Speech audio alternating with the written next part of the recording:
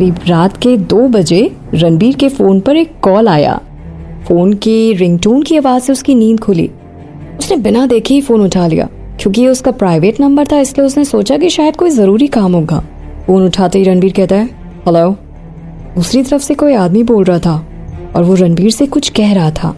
उसकी बातें सुनकर रणबीर को बहुत गुस्सा आया। उसने फोन काटा और टेबल पर अपना फोन फेंक दिया।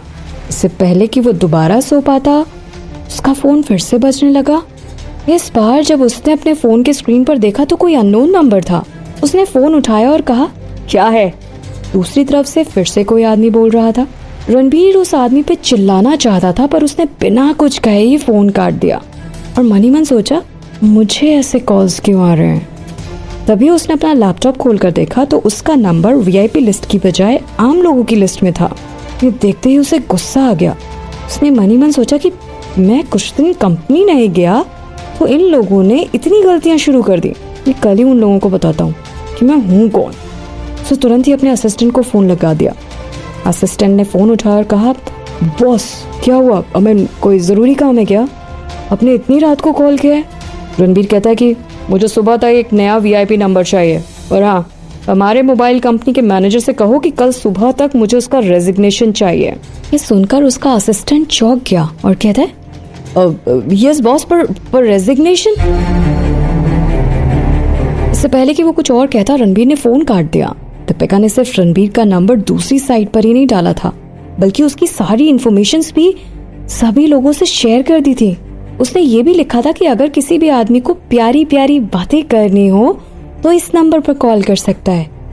यहाँ तक कि उसने रणबीर की जगह एक फेमस मॉडल का फोटो लगा दिया था। इसी वजह से उसको कॉल्स आ रहे थे और कॉल्स पे कॉल्स ही आए जा रहे थे। सब कॉल करके उसकी तारीफ किए जा रहे थे और कह रहे थे कि प्लीज एक बार मुझसे मिल लो, मेरे साथ डेट पर चलोगे क्या? रणबीर का गुस्सा बेकाबू हो गया। जैसे ही अगला कॉल आया उसने फोन उठाया और जोर से दीवार पर फेंक दिया। फोन के टुकड़े टुकड़े हो गए। अब सुबह के 4 बज गए थे और गुस्से की वजह से उसे नींद भी नहीं आ रही थी। उसने जिम के कपड़े पहने और मन को शांत करने के लिए छत पर थोड़ा सा एक्सरसाइज करने चला गया। सुबह नाश्ते के टाइम पर दीपिका रणबीर का इंतजार कर रही थी। वो उसके गुस्से को देखना चाहती थी पर रणबीर कहीं नजर नहीं आ रहा था। थोड़ी देर बाद तैयार होकर रणबीर नाश्ता करने के लिए आ गया। दीपिका ने देखा कि उसके चेहरे पर कहीं भी गुस्सा नजर नहीं आ रहा था, इसलिए उसने टेस्ट करने के लिए कहा कि गुड मॉर्निंग रणबीर। रणबीर मुस्कुराया और जवाब दिया, गुड मॉर्निंग दीपिका। उसकी मुस्कुराहट को देखकर दीपिका ने मन ही मन सोचा, मुझे पता है कि तुम गुस्से में हो पर तुम अपने गुस्से को छुपाने की कोशिश कर रहे हो। कल रात में सच में क्या हुआ था? मेरा प्लान सक्सेस हुआ या फिर नहीं? दीपिका ने रणबीर को नाश्ता देते हुए कहा कि क्या हुआ, तुम्हारी आंखें लाल क्यों हो रही हैं?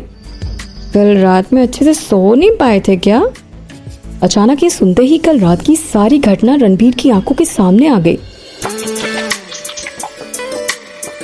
उसने थोड़ी देर बाद कहा, हाँ मैं कल ठीक से सो नहीं पाया था, मैं थोड़ा ऑफिस के काम में बिजी था। ये सुनकर दीपिका मन ही मन खुश हो गई। वो समझ गई कि उसका प्लान काम कर गया। नाश्ता करने के बाद दोनों ऑफिस के लिए निकल गए। जैसे ही गाड़ी रणबीर के ऑफिस में पहुंची, दीपिका ने गाड़ी रोक दी और उसके उतरने का इंतजार करने लगी। जब थोड़ी देर तक रणबीर गाड़ी से नहीं उतरा तो दीपिका ने कहा कि अब कहीं तुम ये तो नहीं सोच रहे कि मैं तुम्हारे लिए उतरकर दरवाजा खोल लूं? अगर ऐसा कुछ सोच रहे हो ना तो वो कभी नहीं होने वाला। रणबीर ने मुस्कुराते हुए कहा, उसकी जरूरत नहीं पड़ेगी। तुम्हारा फोन। दीपिका कहती है, क्या कहना चाहते हो? मुझे तुम्हारा फोन चाहिए। सुनकर दीपिका ने मुंह बना दिया। थोड़ी देर बाद उसने अपना फोन रणबीर को दे दिया। उसने उसके फोन में अपना नंबर डायल किया और कहा कि देखो, मैं तो बस सिर्फ अपने नंबर पर फोन डायल कर रहा था। रणबीर अपना नंबर दीपिका के फोन में सेव करने लगता है। ये देखते ही दीपिका कहती है, अरे अब नंबर सेव करने का क्या फायदा, तुम तो इसे चेंज। कहते कहते दीपिका बीच में अचानक रुक गई। जैसे ही रणबीर ने ये सुना वो चौंक गया और कहता है कि अच्छा, तो कल रात जो भी कुछ हुआ वो तुम्हारा किया धरा था। ये सुनकर दीपिका दूसरी तरफ देखने लगी और कहती है, मुझे क्या पता, क्या बोल रहे हो? अब जल्दी से गाड़ी से उतरो, मैं ऑफिस के लिए लेट हो रही हूँ। रणबीर कहता है, हाँ अब तुम्हें कैसे पता होगा कि कल आखिर हुआ क्या था? मैं तुम्हें बताता हूँ कि कल रात को हुआ क्या था। तुम्हें पता है, कल रात मुझे कुछ मर्दों ने प्यारी प्यारी बातें करने के लिए फोन किया था। क्या तुम उन्हें सुनना चाहोगी? ये सुनकर दीपिका शर्मा गई और कहती है, रणबीर मैं इन सब के बारे में नहीं सुनना चाहती, तुम प्लीज कार से उतर जाओ। रणबीर कहता है, पता है उसके बाद क्या हुआ? तब मुझसे उल्टी सीधी बातें कर रहे थे। फिर रणबीर एक एक करके सारी बातें बताने लगा। दीपिका ने अपने दोनों कानों को बंद कर लिया और कहा, प्लीज अब आगे कुछ मत बोलो, मुझे उसके बारे में कुछ नहीं सुनना रणबीर। दीपिका को ऐसा करते देख रणबीर हंसने लगा पर वो कुछ नहीं कह रहा था। जब बहुत देर तक रणबीर ने कुछ नहीं कहा तो दीपिका को लगा कि शायद रणबीर गाड़ी से बाहर चला गया। फिर जब उसने अपनी आंखें खोलकर देखा तो रणबीर अभी भी वहीं बैठा था। दीपिका उससे कहती, प्लीज जाओ रणबीर, मैं ऑफिस के लिए बहुत लेट हो गई हूँ। तभी दीपिका ने पूछा, अच्छा ये बताओ कि तुम्हारे पास क्या प्रूफ है कि कल रात को जो भी कुछ हुआ वो मैंने किया? ये कहकर दीपिका फिर से खिड़की के बाहर देखने लगी। रणबीर मन ही मन सोच रहा था कि मुझे पता है कि तुम इन सब चीजों में बहुत स्मार्ट हो, तो तुम्हें ऑनलाइन कोई भी सबूत नहीं छोड़ा होगा। चिंता मत करो, मैं तुम्हें अपने ही जाल में फंसा कर रहूंगा। रणबीर ने कहा कि ठीक है, तुम्हारी जो मर्जी करो। ये कहकर उसने दरवाजा खोला और कार से बाहर उतर गया। इससे दीपिका को थोड़ी राहत मिली और उसने मन ही मन सोचा, चलो फाइनली शैतान मेरी गाड़ी से बाहर चला गया। पर दीपिका की यह खुशी ज्यादा देर तक नहीं रही।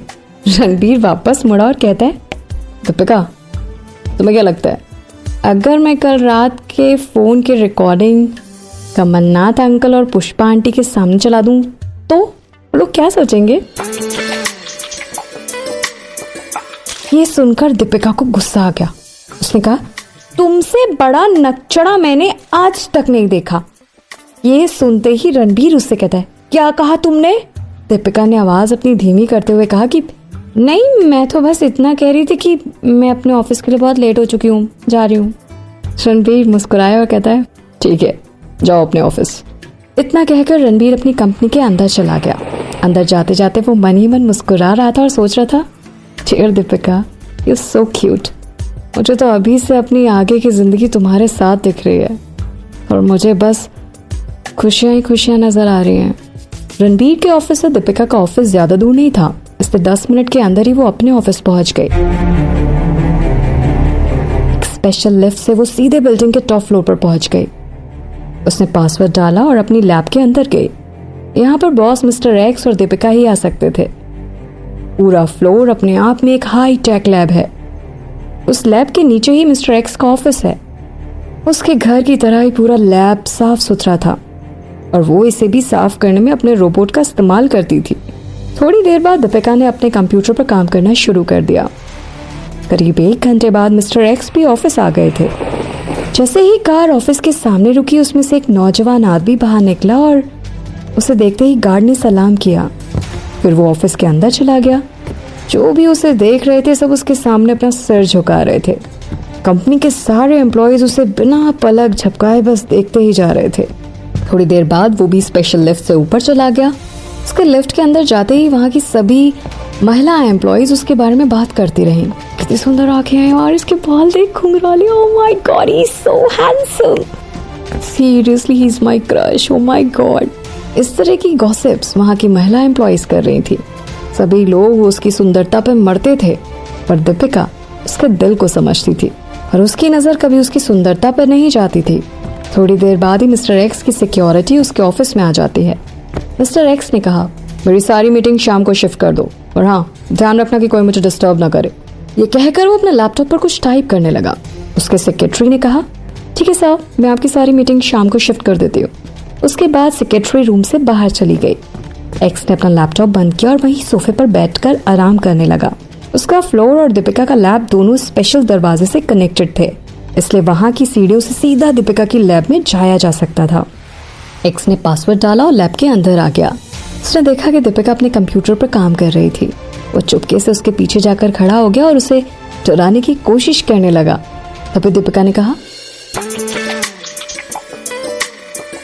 मुझे पता है कि आप मेरे पीछे खड़े हैं, इसलिए कुछ भी करने की कोशिश मत कीजिएगा, ये मेरा लैब है, आपका कोई घर नहीं है। मुझे पहले ही पता चल गया था कि आप ऑफिस में आ गए हैं। ये सुनकर एक्स कहता है, ठीक है बाबा, नहीं करूंगा। दीपिका ने कहा, अब बच्चों की तरह बिहेव करना बंद कीजिए, आपकी कोई मीटिंग नहीं है क्या? ये सुनकर मिस्टर एक्स थोड़ा उदास हो गए। वो एक कुर्सी लेकर दीपिका के बगल में बैठ गया और कहता है, दीपिका तुम ना बहुत बुरी हो, एक लंबी ट्रिप के बाद वापस आए हो और तुम मुझसे ठीक से बात भी नहीं कर रही हो। वैसे भी कोई अपने बॉस से क्या इस तरीके से बात करता है? वहीं पास में पड़े कंप्यूटर को उन्होंने जोर से धक्का मारते हुए कहा, मुझे इस कंप्यूटर से ना नफरत हो गई है। तुम जब देखो इसी में बिजी रहती हो, तुम्हारा सारा ध्यान मेरे से ज्यादा इस कंप्यूटर्स के बीच पे रहता है। दीपिका ने बिना कुछ कहे कीबोर्ड पर कुछ टाइप किया। मिस्टर एक्स फिर बोलते हैं, अगर तुम्हें बात नहीं करनी तो बस इतना ही बता दो कि तुम किस चीज पर काम कर रही हो, क्या तुम कुछ नया बना रही हो? दीपिका ने बस हाँ में जवाब दिया और फिर दोबारा अपने कीबोर्ड पर टाइप करने लगी। ये देखकर मिस्टर एक्स को गुस्सा आ गया और उन्होंने कहा, दीपिका पहले 2 मिनट के लिए मुझसे बात कर लो, उसके बाद तुम्हें जो करना है कर लेना। तब भी दीपिका ने कोई जवाब नहीं दिया। इस बात से परेशान होकर मिस्टर एक्स ने दीपिका का गाल जोर से पकड़ा और अपनी तरफ घुमाते हुए कहा, तुम मुझे इग्नोर क्यों कर रही हो? तभी उन्होंने देखा कि दीपिका के सिर पर एक बैंडेज लगा हुआ था। ये देखते ही उसका सारा गुस्सा गायब हो गया। उसने उसका हाथ छोड़ा और उसके सिर पर लगे बैंडेज को छूकर देखने लगा। उन्होंने जैसे ही बैंडेज को छुआ तो दीपिका दर्द से करहाने लगी। आह! सुनकर मिस्टर एक्स ने अपने हाथ पीछे खींच लिए और कहा, ओह आई एम सॉरी, मुझे पता नहीं था, मैंने तुम्हें जानबूझकर चोट नहीं पहुंचाया। दीपिका ने जवाब दिया, अरे अब ज्यादा चिंता मत कीजिए, मैं ठीक हूँ। पर मिस्टर एक्स ने पूछा, पर तुम्हें तो अभी भी दर्द हो रहा है, दर्द की वजह से तुम करहा भी रही हो दीपिका। दीपिका ने हंसते हुए जवाब दिया, हाँ जब आप घाव को टच करोगे तो उसमें दर्द होगा ही ना। दीपिका फिर से वापस मुड़कर कुछ टाइप करने लगी और कहती है, अब आप जाकर अपनी मीटिंग अटेंड कर लीजिए, जब मेरा काम खत्म हो जाएगा तब मैं आपसे बात करूंगी। और मिस्टर एक्स ने अपना फोन निकाला और अपने सेक्रेटरी को फोन मिला दिया और कहा कि मुझे अभी के अभी सबसे बेस्ट डॉक्टर चाहिए। ये सुनकर दीपिका दौड़कर मिस्टर एक्स के पास चली गई। उसने उनके हाथों से फोन छीन लिया और सेक्रेटरी से कहा कि अभी कोई भी डॉक्टर यहाँ नहीं आना चाहिए, और हाँ मिस्टर एक्स की सारी मीटिंग सही टाइम पर शेड्यूल कर दो, मुझे अभी के अभी इस बात की कंफर्मेशन चाहिए। ऐसा कहकर दीपिका ने फोन काट दिया और कहा कि आप देख नहीं रहे कि मैं बिल्कुल ठीक हूँ, और हाँ मैंने पहले ही इंडिया के सबसे बेस्ट डॉक्टर को दिखा लिया है, तो प्लीज डोंट वरी, इनफैक्ट चिंता करने की कोई जरूरत नहीं है। मिस्टर एक्स ने कहा कि ठीक है, पर इतना तो बता दो कि ये सब हुआ कैसे। दीपिका ने जवाब दिया, मैंने आपको पहले ही बताया था ना कि मैं बाथरूम में फिसल गई थी और इसकी वजह से मुझे चोट आ गई। क्या तुम सच बोल रही हो? दीपिका ने कहा कि हाँ। मिस्टर एक्स को पता था कि अगर कोई दूसरी बात भी है तब भी दीपिका उसे कभी नहीं बताएगी, इसलिए उसने कहा कि ठीक है, मुझे तुम पर विश्वास है, बस जरूरत से ज्यादा काम मत करना, ओके? और अपना ध्यान भी रखना। मैं अपने कुक से कहूंगा कि तुम्हारे लिए कुछ अच्छा सा लंच बना दे।